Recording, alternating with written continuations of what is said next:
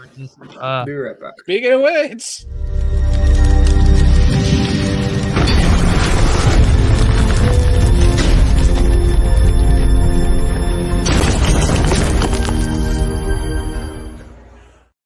What is up, you guys? You know me. I'm only to give a little thing I want to say to Shane in a second. The glorious one throwback here, as I always say, we got the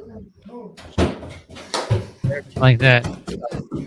And also on the bottom half, he will be at Love Pro Wrestling 2 coming up in a couple of weeks, facing his tag team partner, the one, the only, Chris Parrish. Weeks. It's this Friday. Oh, it feels like weeks, man. This Friday. Yeah, it's in 3 days. Yeah, he's gonna kill it too, both of them. In 72 hours. I'll be beating up a minor. Like, so your sound alert browser sources offline. Make sure you repeat a VOB. He like turns 18, I think, like the day after. Yes, that's for my Twitch thing. We hooked up my Twitch account and also we're streaming live on my Twitch. Hey, at least we're streaming somewhere. Yeah. Other than that, whenever you guys get a chance, support bodyslam.net. See on the ticker right there. You know, you could always donate a Slam Chat and help feed the need. And as you know, Ryback would say, feed the people more and able to do something great. I can't get over this music you guys do it. I still don't believe this is called feeding the duck. I don't believe it. You can donate at bodyslam.net to help keep the website going so we can contribute to bring you a wide and entertaining variety of professional wrestling and MMA related content by going to www.slamchats.com. Just basically, it's short. If you guys support us, we support you. Go up to bodyslam.net, donate. The Slam Chat actually helps the site grow and helps it get word get out. News like from Cass and the crew, you know, stuff like Cass broke the news from bodyslam.net about Daniel Bryan. I mean, you get good content there and stuff like that. So, you know, donate, support the channel, and support the chats. Who's Daniel Bryan? Oh, Bryan Danielson, shut up. The guy who's made more money than Bryan Danielson. Boom. Yeah. Anyways, NXT tonight was awesome. They had freaking Carmelo come out and talk about the tag match, the ladder match coming up at Stand and Deliver, and they went straight into a match. Very short, very to the point, very AEW right there. Yeah. And straight up, the match was killer. Roderick Strong versus Solo Sikoa. Oh my god, dude! Freaking, it was pretty good. They basically went at each other and even threw the kitchen sink in there while they were at it. There was no rest holding or whatsoever during that match. No, and the funny part about it is that we're going to talk about it later. This whole show is slap happy. Speaking of Slam Chats, it's interesting to see like how, you know, Sikoa is getting to be more and more pushed up higher in some of these instances, giving him better matches, better opportunities. You know, for me, it's awesome to see it, but you know, there's going to be the haters that say, "Oh, well, he's part of a dynasty, a Samoan dynasty. He's privileged." Dude, when talent is due, you have to give it. And on top of that, you know, whether he was an Uso, whether he's a Hart, it's what matters is that and you should be saying the same thing about Braun Breaker and his gene pool. Like, get right? Yeah, it's the same thing. It's regardless of how it's going to be, it's still the same thing. There's still a lot of guys that like are from a wrestling family and suck. I mean, I know Benoit's kid, prime example. I mean, did you really expect like Sikoa coming out of this, or did you see Strong actually coming out of this match? Because it was literally amazing. It went back and forth, and you know, the ending was really good, I thought, but it was really hard hitting, fast paced, and it's interesting to see like Ciampa and Strong putting over some of these talent, which obviously they're going to be moving into other places. I think Strong's getting called up, and I think he's going to end up on SmackDown. But if that happens, they'd have to bring Diamond Mine with them. So that kind of do they, or does Diamond Mine maybe kick him out and then replace him with somebody else? I can definitely see that. It could be a possibility. Because Roderick Strong has been the one losing most of the matches, and they could just be like, get sick of it and kick him out that way. I mean, but it would be just interesting to see, other talents. I mean, Strong, I think he's lost the last 3, ever since the unification. I think he's lost every single match he's been in for the most part. Yes, he has lost every one of them. So, I mean, it's something that they're going to have to look at and change, because you can't keep having Strong in front of these young talents, or, veteran talents, if you count, Walter / Gunther, and put them over. And even if it's, Gunther with the NXT UK stuff, and he originally just came over and they set that match, which was a phenomenal match.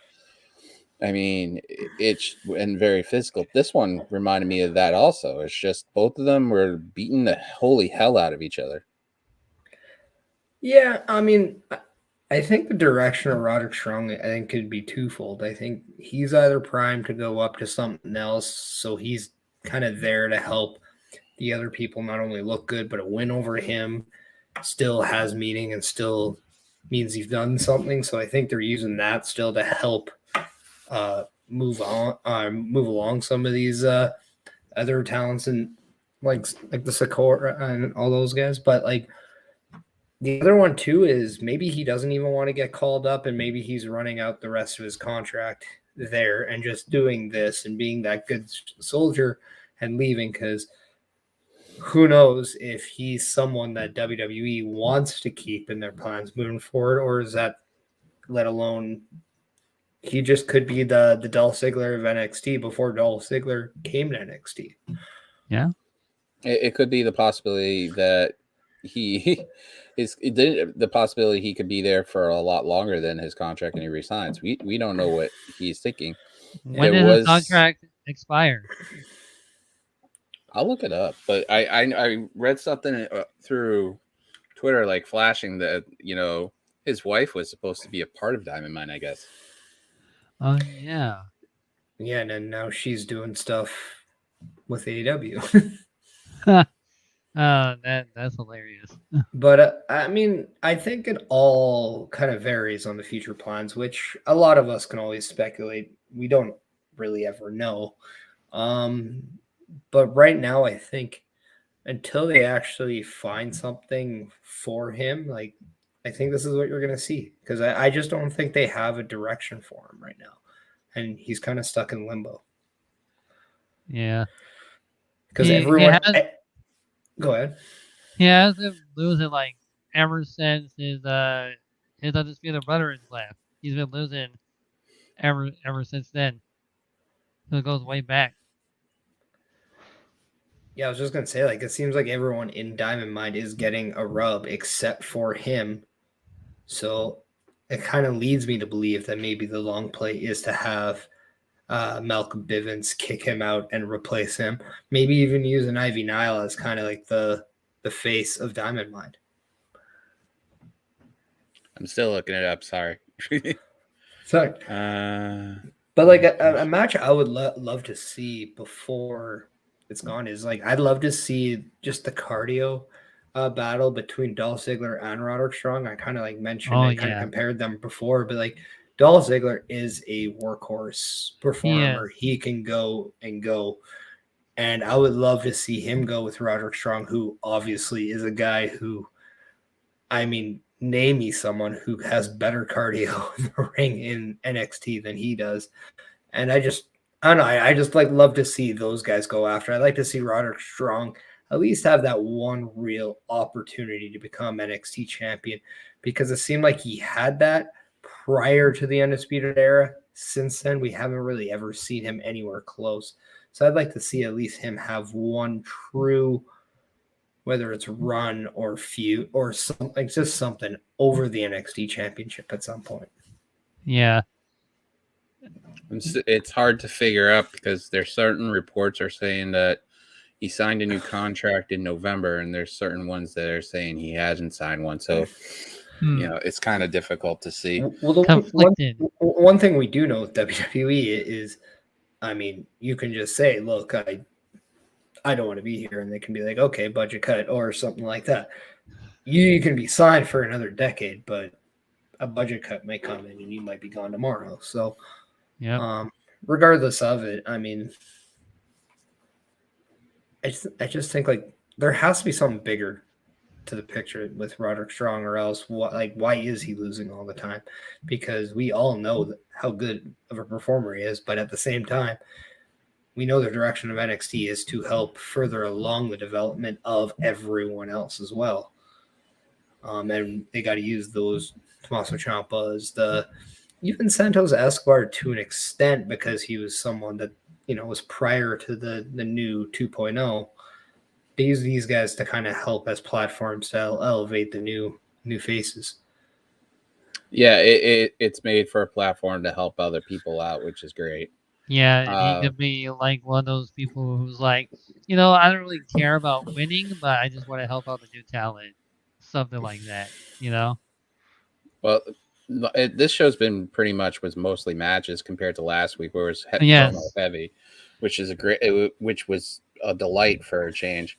The next match, I believe, was Tony D'Angelo versus Dexter Loomis. For me, there was too many shenanigans in this match to keep a lot of shenanigans. You had Hudson and Persia on the outside with Indy, and then the crowbar whole thing incident kind of ruined the match. But post-match was really interesting because he kept saying that he's the Don of NXT, and then Ciampa puts him in the fairy tale ending and says, "You're on, man." So there we go. We've got the heart and soul of NXT versus the guy who's trying to be the Don of NXT. Yeah. But it's interesting with this match, though. They have Loomis with Strong. They're putting people over, and that I understand that's the point of it. But if you're going to keep Loomis in a semi-cute feud with, Duke Hudson, Persia and his wife, Indy, why don't you just make the match already instead of just beat around the bush and just say, hey, this is the match. It's a mixed tag match. It's going to open up NXT. They literally had the opportunity right there to make that stand and deliver. Or they're just going to wait it out. They just announced it the day before the go home show, stand and deliver, or the kickoff. Who knows? I mean, and then the segment afterwards with the same four people about how Hudson should challenge Gunther, and that's going to be something very intriguing to talk about. Oh my god, man! It's insane how great the some of these matches were. And it sets up Gunther versus Hudson, which is completely crazy.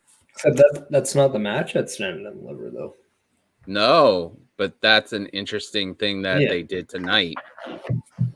Usually, something like that type of match, they hold off until the following week. And I thought one of the vignettes that showed off on the TV that it was going to be for next week, and they just pulled the trigger and had it this week. So, I'm hoping they do something with these four, because if not, then it's just, why are you putting so much effort into a four-way match where it's just not going to be it's not going to benefit anything? The one thing I know WWE has they started to do a little while back, and then they kind of kept it going, and then they've almost steered away with it, and then sometimes bring it back. They almost have multiple feuds around one person. I know like this goes all the way back to when Seth Rollins and Triple H were having their WrestleMania match, but then you also had Seth Rollins and Samoa Joe, who had just made his debut on Raw. So there's always like he had those like kind of two options to go. It almost seems like sometimes that's what they do with guys if they're unsure if one thing's going to work. They almost plant the seeds for something else just in case. So I wonder if that's kind of what this is. In case that they're like, oh, well, in case like the Gunther thing isn't panning out, maybe we'll kind of set some seeds up in here, which just seems a lot more organic with the mixed tag, to be honest. Yeah, and that Yep. makes sense to anything.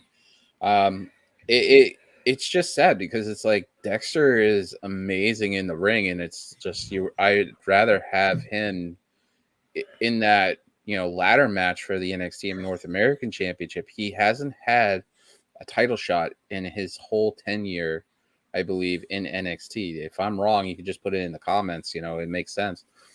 But it's just awesome to like be awesome to have him do the code of silence on the ladder on Carmelo and just let Hayes Or like dangle through and the let him ladder. drop. Yeah, or just have him drop. It's with the wave that primary ladder match, because that was mostly what the show was focusing on. You have a young core of people around there who is out of that whole thing is there to carry the whole match and be the general, and that's kind of hard to decipher at this point. One thing I'd love to see Dexter Loomis do, and this is just because of the way his character kind of can go, is I would love to see him kind of step away from the Indy Hartwell stuff, kind of be more of a loner, but then also kind of join Joe Gacy and Harlan. I was thinking that too. I think he'd be the ringleader. He'd be the perfect person to be the ringleader for that because stuff. To me, it's like, okay, there you go. You got your, pun intended, 2.0 of Bray Wyatt, Eric Rowan, Luke Harper. Yeah. And I think that'd be very cool of a dynamic. Have Dexter and Harlan had a match yet on NXT? No, I don't think they've even done anything together. No, they haven't. It's individual matches they've had recently. That would be a pretty interesting match then for them to go at it, just like stare at each other intensively. In a loving gaze. Yeah.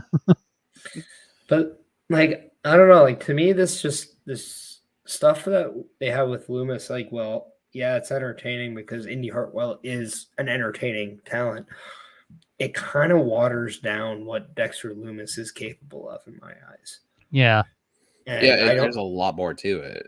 Yeah, and I think that's the fun part of Dexter Loomis's character is just that mystery and that darkness to his character. And because he doesn't speak, there's always that curiosity of what he's actually thinking, which I think kind of reminds me of old school Kane. And it's always very interesting because it always makes you want more, even though you're getting so much just with little nuances, whether it's like just body movement or any like just body language at all. But no, I mean, like for me, I think Dexter Loomis would be better served on his own or in a group kind of completely away from what he's doing, or maybe he's the perfect guy to pair up with Elias when you have something with Elias. Or the other thing is he could be Seth freaking Rollins' opponent. That would be awesome. That would be, yeah, because even Seth Rollins would be like, who the hell is this? Well, I think the whole Indy and Dexter thing should have been gone after when Candice and Johnny went away from NXT. That's my opinion right there.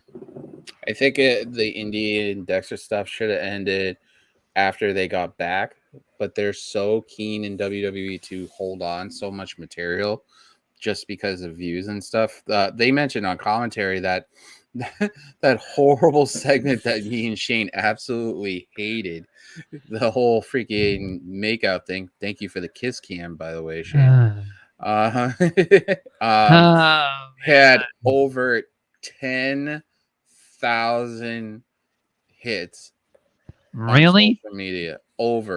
Way over 10,000. And people get mad when AEW sometimes do that stuff? It was mentioned during, well, we might as well talk about, the other ladder entry for the ladder match. It was the A-Kid versus Grayson Waller. Oh, that was A-Kid great. it basically carried most of this match because He Waller really was, did. he like a lot of her piranhas, a lot of different styles. It made it a lot more fun watching Grayson Waller try to figure A-Kid out, but ultimately it ended up in that horrible combination of freaking rollover, turnaround, flip, stunner, or whatever you want to call it, the dickety do, or whatever he calls. But what he probably calls it the small Waller effect or something. If he watches this and he looks at it and puts me on blast, I will take it. But if got Grayson Waller with Soa Sakona looking out on there, it's awesome to see everybody blasting on Veers coming April 4th. Thanks. Wrong show. But it's interesting that they're going to put Waller in there, and then you have Sikoa, then you have, obviously Hayes, and you have Santo Escobar, and now there's the fifth one. Now he announced that they're, Grimes, A-Kid, and Strong are going to be there in a last next chance week in a last qualifying. chance match. Yep. It's just interesting to see how everything goes, but A-Kid was pretty sick. Yes, A-Kid is pretty awesome. He was really good in NXT UK, so I'm pretty glad that a lot of the stuff I seen him in the NXT UK, it was just completely insane. Hey, Jack. Like, it was one of those things. It was just you shook your head and you couldn't believe it. So, but what are your thoughts on Waller being in that ladder match, and what do you think is going to happen with him? I think he's a dark horse, to be honest, and I think he might be the perfect guy to have win.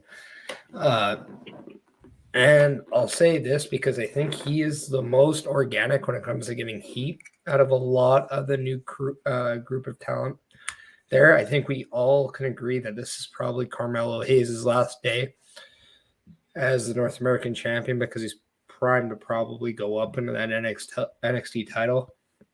Oh yeah, no, I agree with you on that.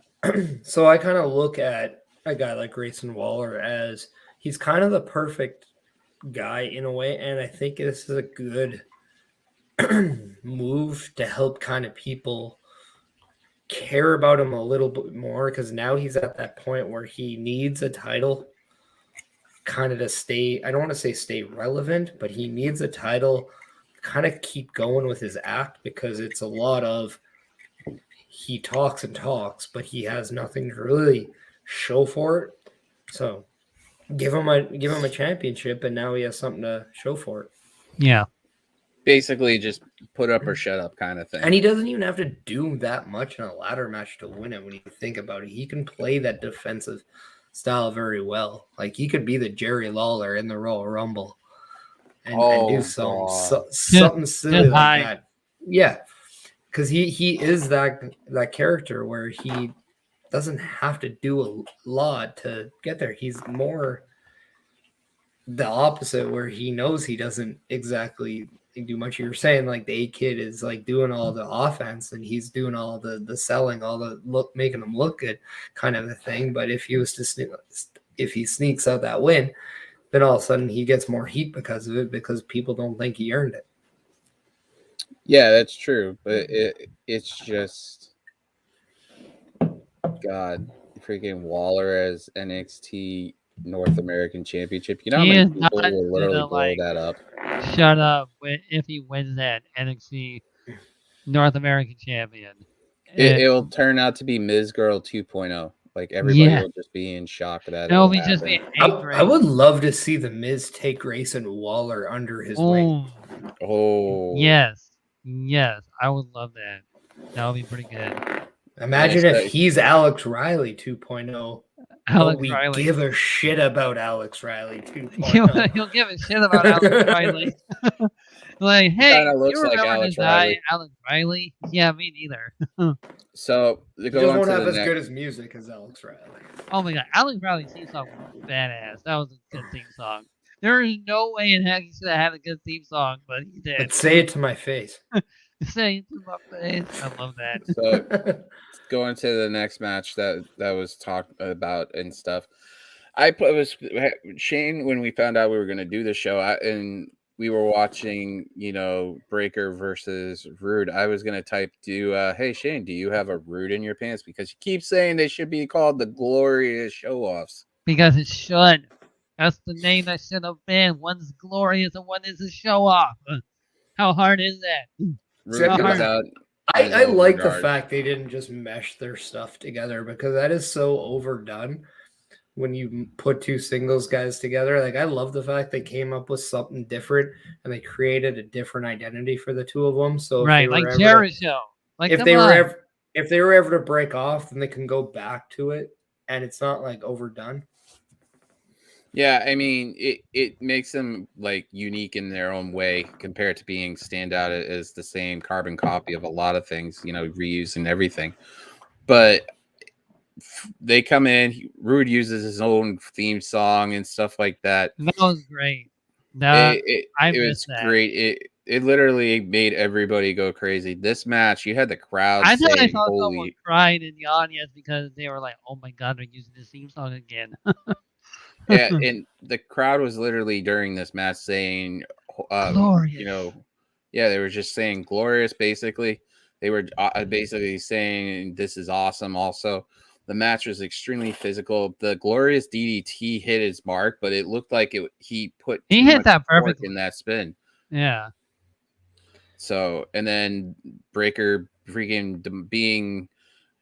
as much as it's NXT 2.0, I can actually say he's kind of like Goldberg in a way where he like uses that spear, and Goldberg when he was that young would flip every person inside out in WCW though. He has that explosiveness when he does that spear, which is so good because it makes it look just amazing, and like he's gonna break a guy in half when he hits it.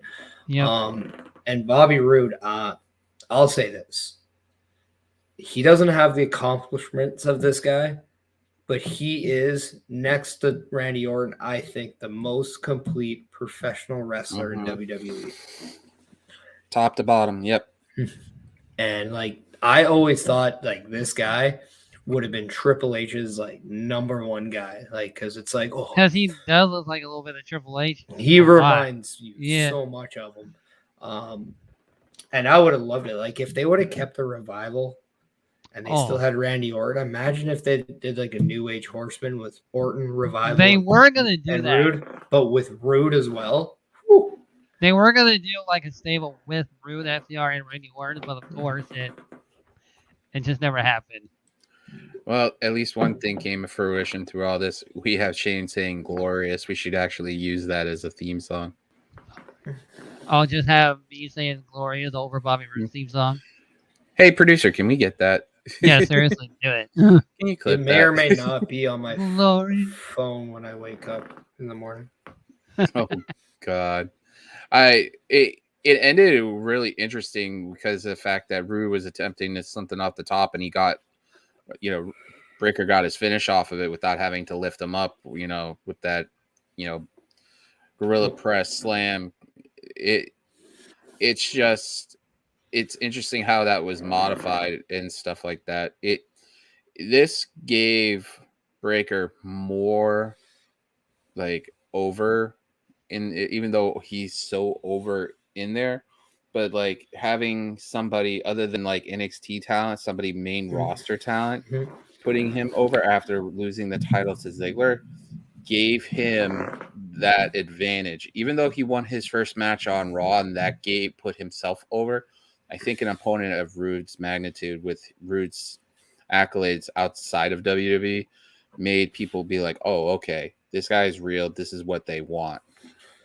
Well, that's just it. And this is something that I'm very happy WWE is doing. They're bringing their main shows, Raw, SmackDown. They're bringing some of the talent that they're not exactly doing a lot with at the time, and they're bringing them down to NXT to help kind of further along the developmental process for some of these guys. And some of these guys are just like, okay, you got everything. You've kind of, you're there. We just need that like final leap in your progress. And pretty much that last leap is always that last test of whether or not you can hang with the different set of like guys on here, because I believe that there's always that difference between your top guy in an NXT. Even when NXT was the black and gold, there's always a difference between the top guy there and then the standard that is Raw and SmackDown. So the fact that you have that and you're kind of giving the rub to these guys, you're allowing them to kind of get that confidence. And in professional wrestling, anybody who's a performer, I will tell you this, if you have confidence in what you're doing, it changes you and makes you a better performer. If you don't have it, you're Ryback. So with that being said, oh man, Parrish always got the idea to go there, anyways. Yeah, but hey, producer, can you tag Ryback in this just so he can see that? No, please don't. Let's be all like play nice. But I want to get something in. I want the producer to come in afterwards. I wanted to ask his opinion on this later on, but because I've noticed something that's been going on in NXT, and I don't want to know other than you guys. I want another person's opinion on this.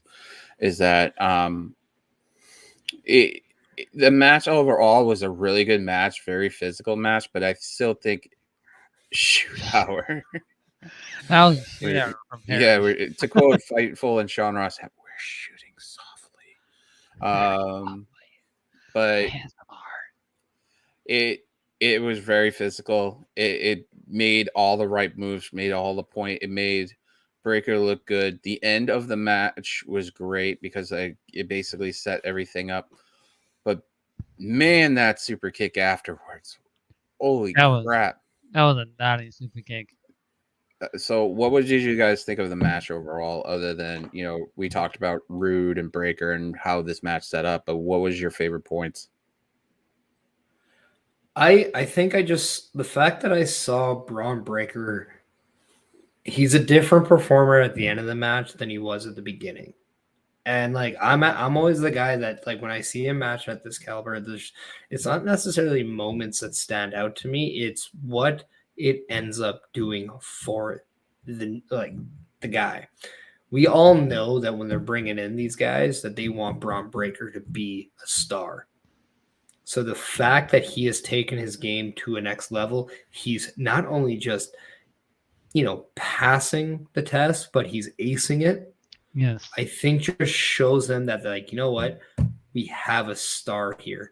And it's like we can go that MJF route. All we need now is just put him in the fire because he is going to absolutely kill it. And that's what they got to do now moving forward. Yeah. They just got to keep testing them this way. Agree. When it comes to Breaker now, after seeing him for so many weeks, he kind of reminds me of an anime character called Broly. If you're a wrestling fan and you don't know your anime, Broly. Go watch Dragon Ball Super Broly.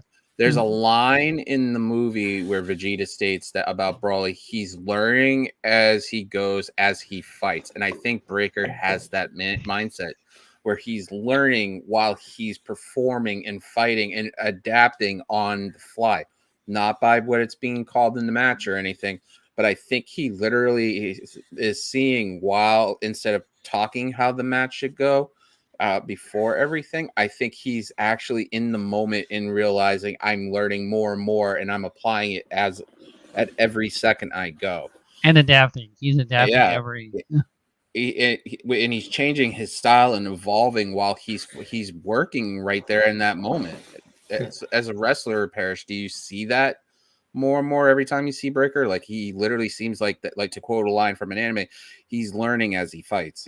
He's learning. Well, yeah, and I think too, like if you're somebody like Braun Breaker, you have to though. Like you have to take every single thing that's coming at you right now as a test, as an opportunity to get better. And if you don't, that's really how you can become almost a prisoner within the system, because you can get stuck. And I feel maybe Dolph Ziggler had that at one point, and that's why you saw so much frustration with his overall like promos throughout the years, and like that it should have been me and all that stuff back then.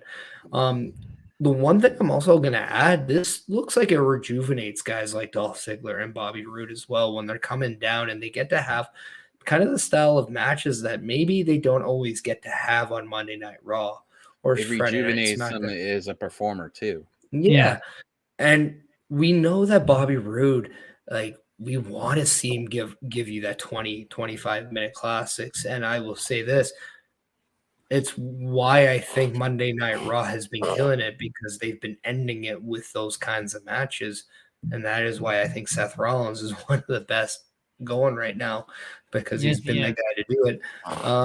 But with that being said, there's a lot of guys with that mentality of, they're like, hey, man, like, we love the entertaining aspect, but we also want to go in there and put in the work and have the matches.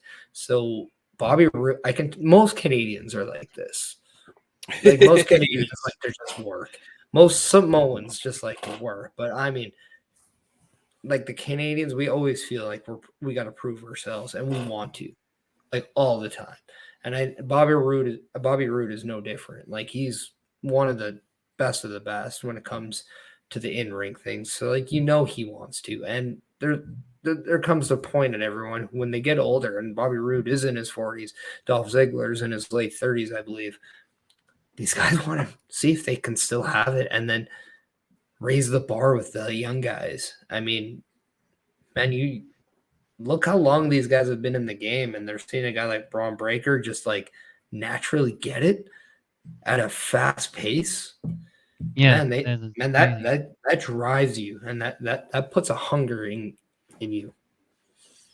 And plus, that makes Ziggler and Roode the work even better than they did the previous week because of Braun Breaker and all that. Yeah. So just imagine when they go back to a Monday Night Raw, like, how much more hunger you're going to see out of their game now, because that's what they've been doing lately. And I think you saw that with Finn Balor right now. Like, yeah, like, creatively, like, he's not necessarily someone that's like, oh man, they're just putting him back in like a shuffle. No, like, his matches are a lot more fast paced than they were the last time he was on TV. Yeah. And I think this type of what WWE is doing with some of the main roster and stuff like that is great, because it's not taking a spot per se. It's just making the people they want to get up there quicker to help the main roster more polished and stuff. And I think, to say something about one of the main roster people, I think Alexa Bliss would perfectly be a good fit right now, considering she's not doing much. You know, she's just about ready to get married to Ryan Cabrera, I believe, and it would be a perfect thing for her to do, to go down to NXT and build up some of these women in this division. This is also a weird time though with WrestleMania too, because it's almost like they have all the slots kind of penciled in, and some people just get left out sometimes based on, situational stuff. So it's not necessary. Like, I think, like, too, like, if you still don't have anything for Alexa Bliss, say like a couple weeks post WrestleMania, then I will definitely agree with you. Like, here's a route you can go. And I really would love to see her go up against, say, like a Kaylee Ray, go up against, maybe Dakota Kai, like, who I think is very comparable. Yeah. I think it would be great for her, because she said, I think in a 2K scrum, that she would love to go back to NXT, because that's the one title she hasn't had. She has it. She also holds the NXT Women's Tag Team Champion, because when she was in NXT, that wasn't even around while she was in NXT back then. I'll even throw you another one. What happens if, because I think it's pretty obvious that Becky Lynch is most likely going to lose that title to Bianca Belair at WrestleMania. What happens if Becky Lynch is someone that goes down?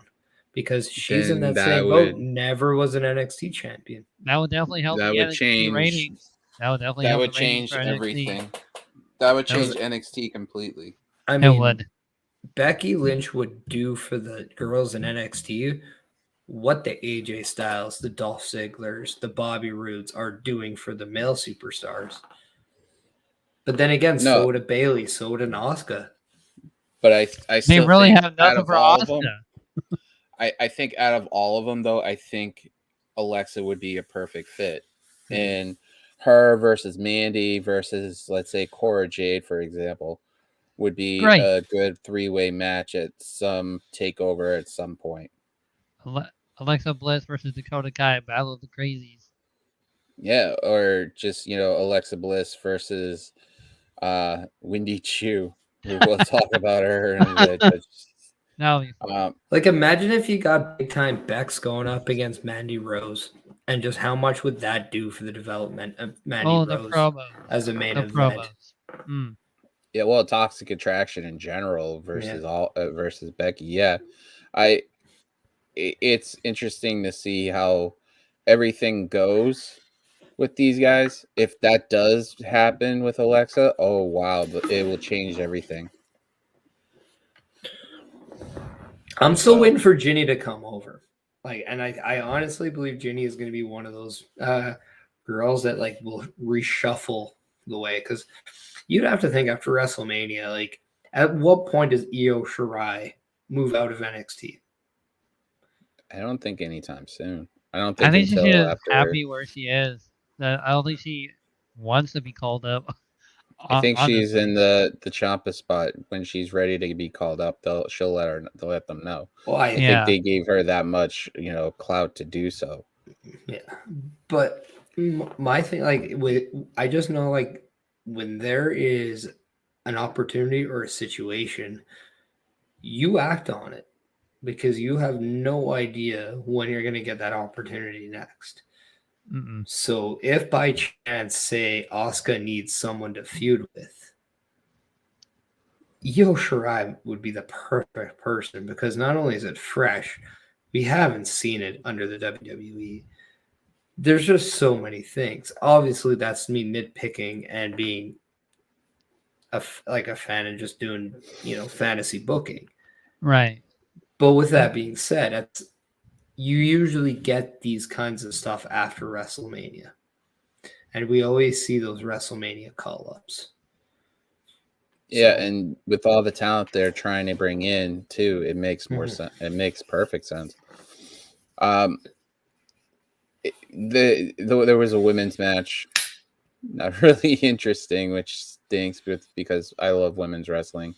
It was like one of those things you just watch and you're just like, oh well, I can go and do something.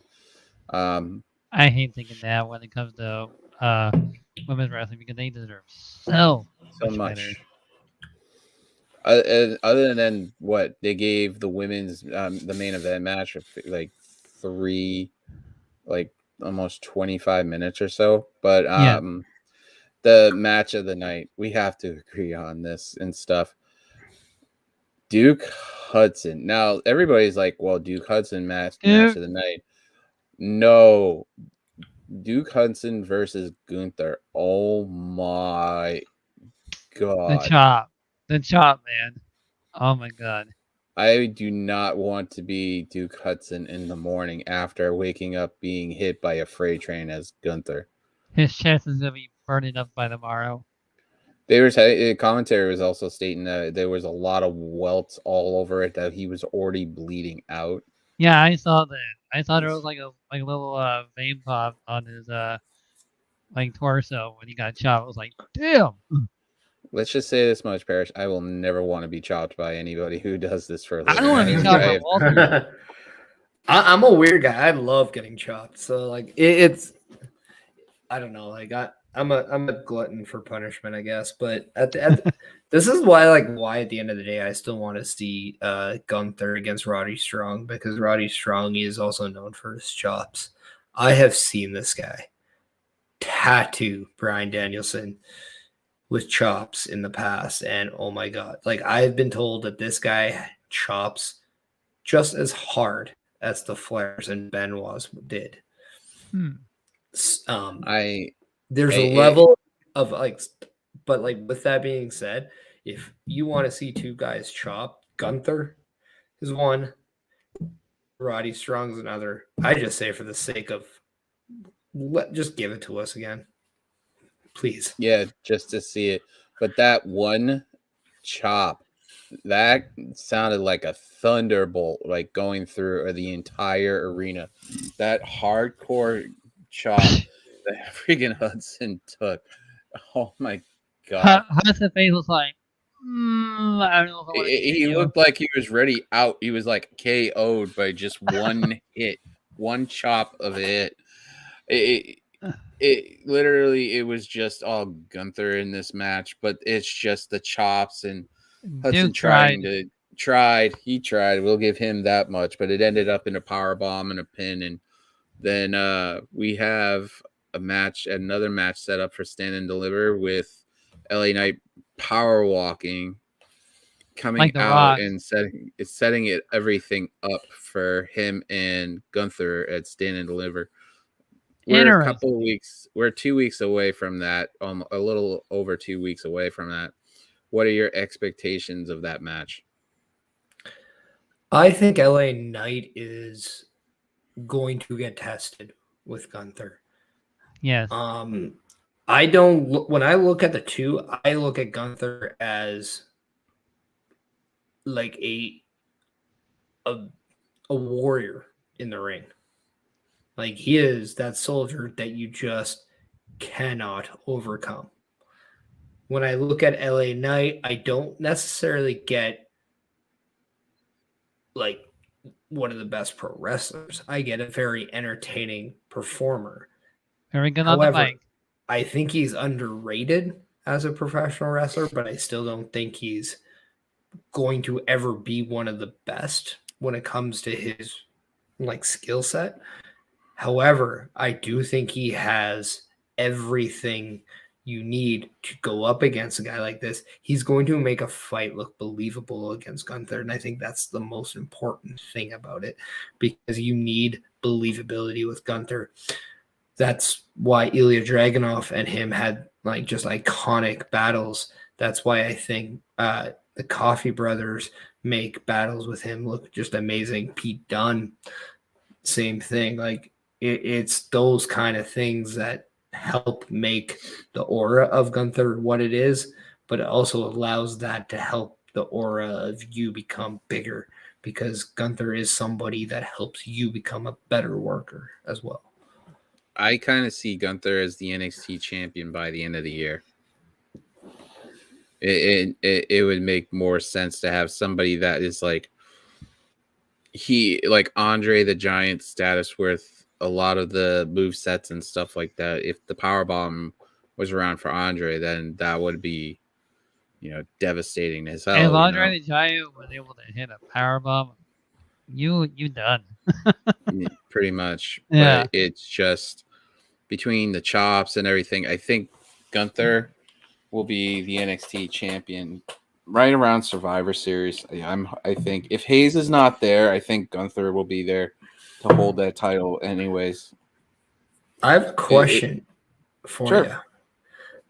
If at WrestleMania we're seeing the WWE and Universal title become one, and they're merging these titles, they're unifying these championships, what happens at Survivor Series? Because we're always seeing champion versus champion on everything. Oh, yeah.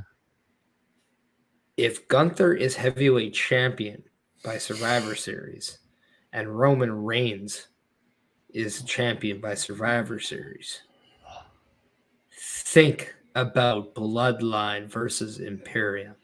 I've been wanting that match for a long time, and that will be like even just a separate match or all in one match. It will still be good for all the titles. Like, dang, it'll be pretty good. I mean, to me, that was the match of the night. I mean, how physical it was, and then just how it sets up another match. Anyways, that's the perfect way of doing things. But with the main event now, jeez. It literally, I came out, as you guys heard, I called it and a lot of people probably called it because WWE is very predictable. Yes, it is. You had this match was fun to watch. The Dakota and Kaylee's the double stomp into the Vader bomb. That was Wendy great. hits that all the time, and then it got a 2 count. And there was that one point in time where like Io was over 619, but Wendy protected Dakota with the pillow. Yeah, That was great. Shane, didn't Wendy get pinned though at the end? I believe. Because if she did, that's the wrong move. I thought Dakota should have got the pin in this match, just because I think Wendy is really good right now and really hot, and I think and really ridiculously over. That I think it's important to keep her like that for a long time. But with that being said, she's also the most sympathetic. She's also probably perceived to be the weakest out of the 4. And with her gimmick, it's maybe the less, like, a loss wouldn't be as damaging to them.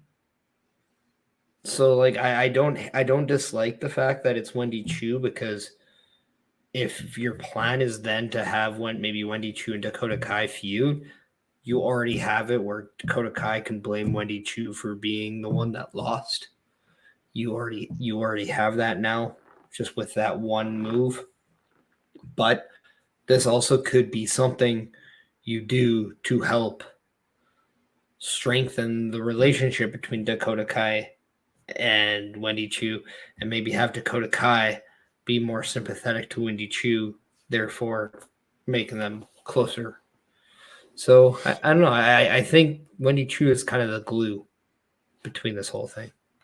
I also think that even though her and Dakota didn't work out in the Dusty Cup, I have a feeling in my gut that they're going to be facing each other eventually, sooner rather than later.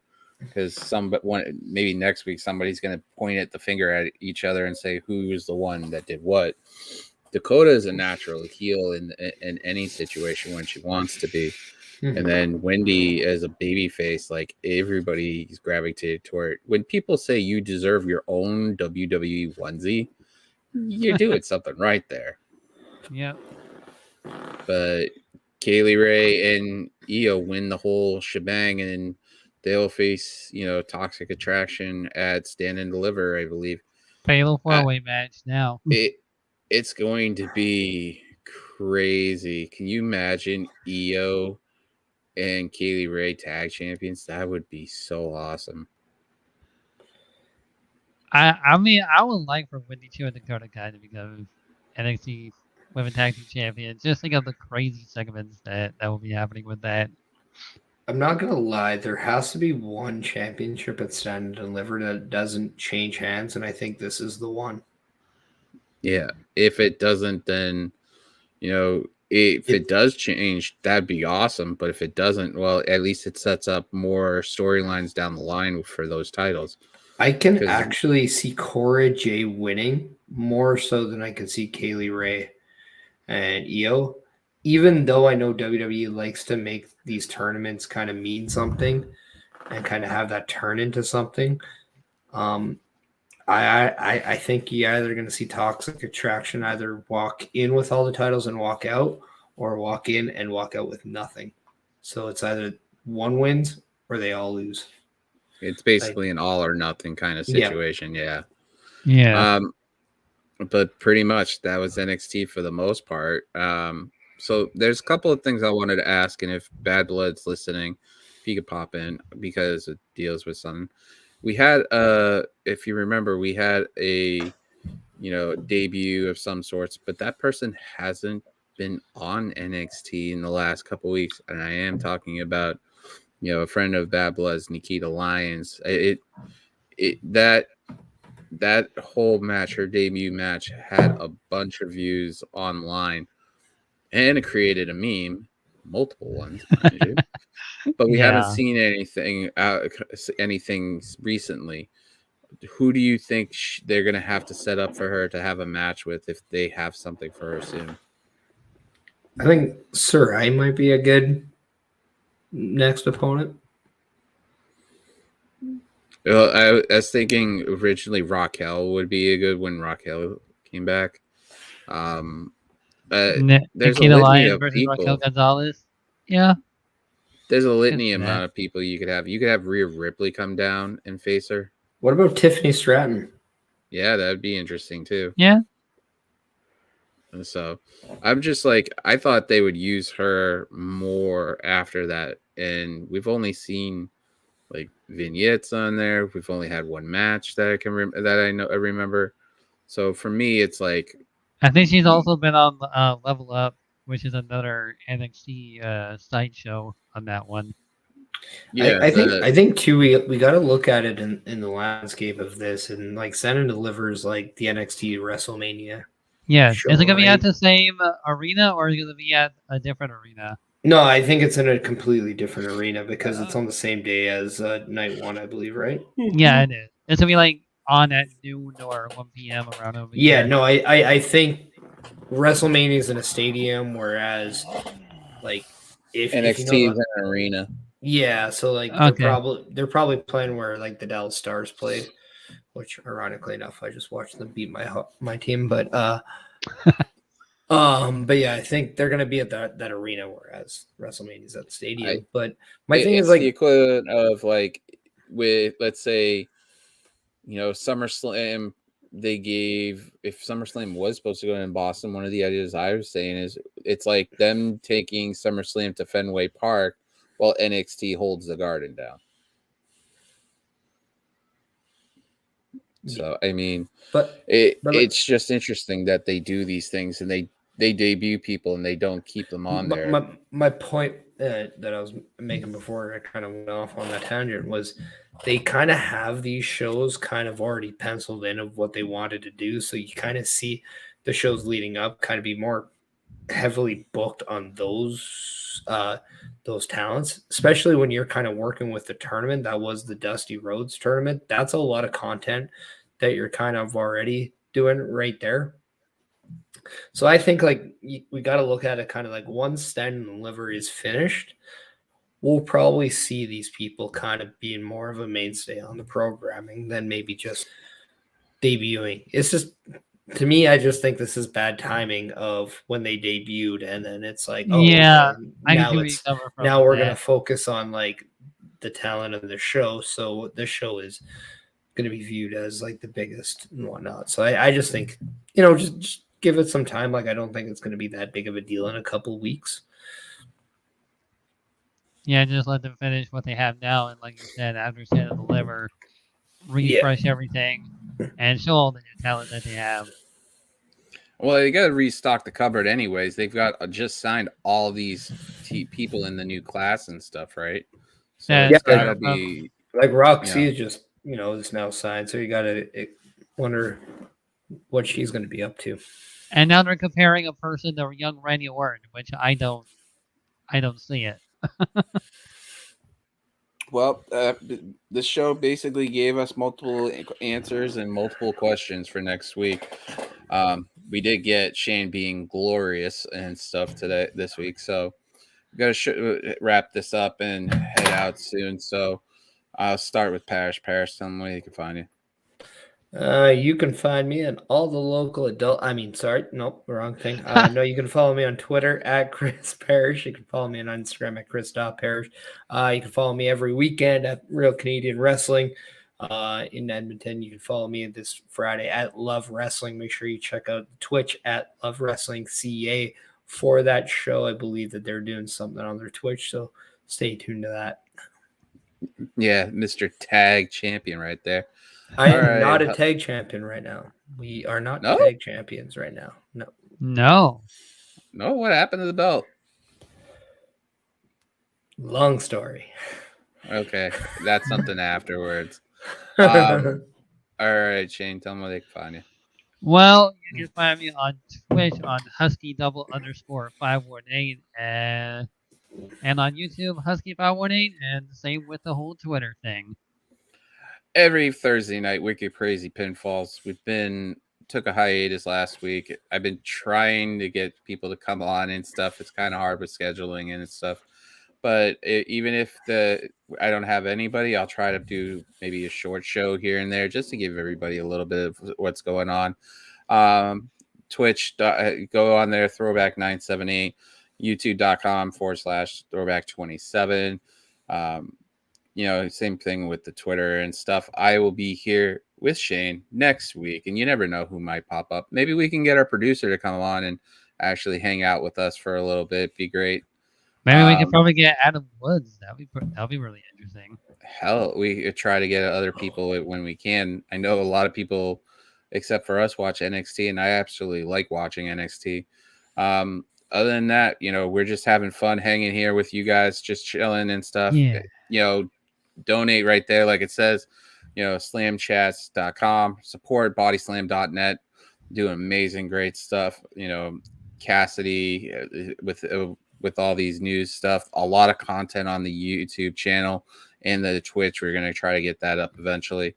And just enjoying everything that comes out, the Roundtable podcast. And you'll also possibly have a watch along going on for WrestleMania weekend for both nights. I think we are in the middle of discussing what we're going to be doing for WrestleMania, the whole watch along thing. We're still kind of discussing that. Yeah, but you never know. There might be another one for Stand and Deliver. You never know what content pops up on that. That is true. So, but other than that, as I say, do a good deed, pay for it. That's it for tonight, guys. We're out of here. Unless the producer's watching, which has happened. And we're out. Yeah, where's Bad Blood? And we're out. And Bad Blood.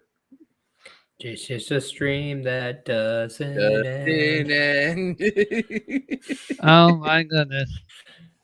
Someone get a hold of the producer. This happened last week too. I'm going to give you guys about an hour, and then I'm going to shut it off. I like to produce it from my phone. For like 2 hours. Hey, that's what happens when we rag on phone each probably other. just... Well, probably. So while we're waiting on him, I have two. We were going to close it out, but might as well just have a good conversation now. And I have two of the participants in the Wicked Crazy Pinfalls tournament. What are your chances, Parrish, to get out of the show, the Wicked Crazy bracket, and Shane about bodyslam.net's bracket? Are you looking at trading me? No, I'm saying after the whole thing of you guys going in your own brackets, Shane's facing the Chemical Julian. Me on night one, the mix off Chemical No, Julian. I'm talking about the Wicked Crazy Pinfalls, man. For the crown the community title belt. Well, we have a community title belt that goes to anybody who wants to participate. This is the inaugural tournament to actually crown the champion. Shane in the bracket he is facing our boss, Cass, the Chemical Julian, and our producer, Bad Blood. Whereas Chris is in the Wicked Crazy Pinfalls bracket facing Anakin James T, Aaron Entertainment, and Ron Patel. So I have a feeling it's going to be a close one, but I think the Wicked Crazy one is going to be either Ron, Anakin, and Chris. So, I mean, what are your thoughts on your bracket, though?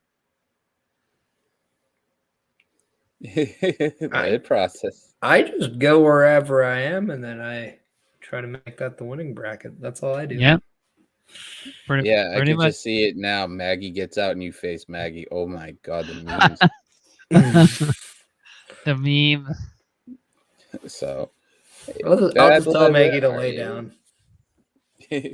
Yeah. Oh yeah. Half those conversations with you and Maggie. Yeah, I can imagine the trash talking right there. And this is my first prediction warfare in anything, so this is gonna be fun for me. No, I mean, but that's what makes these the tournaments fun though too, because sometimes you just never know who you're gonna face. So it kind of just builds. And it's like, oh man, I wonder who I'm gonna face next. Or it creates very entertaining matches too. And that's who am I gonna face in that community? It's like, oh man, very exciting. I mean, it gives the purse clout. Plus, there is going to be a number one contendership match, and I'll announce that on Thursday. It's going to be a fatal 4-way also. So, I mean, it's making this a lot more fun to do it, and it's making it more exciting. We have not. Our producer hasn't even said anything. No. Hello, we're trying to end the show. Dang. This always happens. I mean, to make it like we always just like all leave the studio and then just And just leave it on recording. Like, hey, where is everybody? that would be kind of funny. There's supposed to be a show going on. What am I staring at this whole looks at his phone. It's like, oh, my bad. I text him. I'm like, dude, we're trying to close, and you're not here. And then we'll have like all of us just staring at the screen for a while. Yeah, we're just gonna stare at the screen. So no. Next thing you know, Shane takes over it and starts playing video games. Oh, dude, I could definitely do that. Just put on 2K22. Yeah, Legend difficulty. Whew, hard. It is very hard to play Legend difficulty on 2K22. It will just reverse anything, and I mean legitimately anything, and I will get so mad. Almost break my controller. Just raging. I was what game are you playing? Right now, well, there's a new game called Ghostwire, and I'm gonna try to play that tonight. Look very interesting, so I pre-ordered it. I was like, wow. That's my game. I mean, I'm playing obviously like my mobile games and stuff like that, but I can't wait. I pre-ordered Nintendo Switch sports, so eventually I'm going to be playing it on Twitch and stuff like that, so that'll be fun. So if you're ever watching on Body Slam and you see us playing bowling or something ridiculous, come by and join. Yeah. Bowling is great. Bowling's fun. Like that's the one sport I can actually get into other than all the most sports because it's easy and simple to understand. Oh, there he is. Oh. Hi, guys. This is me. Babla right over there. Well, look who finally showed up. Yeah. And now he's gone. Again, I mean, that's the quickest BJ I think we've had all night. It's not even 9 o'clock, and you guys are already with the sex jokes. Actually, it's 11:18. You're the one who kind of brought in talking like it's like a porno flick on the thing while doing the ad. So you gotta go to Slam Chats. I mean, the only way to slamchats.com and donate to bodyslam.net. Right. How is this thing still going when he's right there? Right. I don't know. Trying to end. He's keeping us forever. 24 hours. Bodyslam.net stream. I feel like I'm drunk because even when I want to finish, I can't. I can't press end. I'm not a mod to do that. No. I need to actually get a puppet like this in case this has actually happened. No, like an actual puppet. He's doing it from his phone.